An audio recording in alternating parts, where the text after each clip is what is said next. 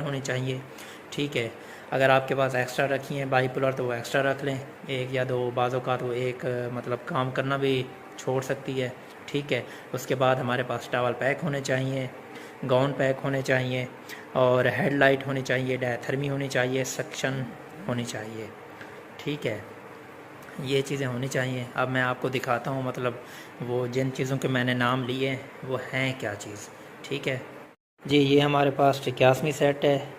ठीक है, ये बाईपोलर लीड पड़ी है। ठीक है, ये देखें, इसके साथ ये लीडें अटैच होती हैं।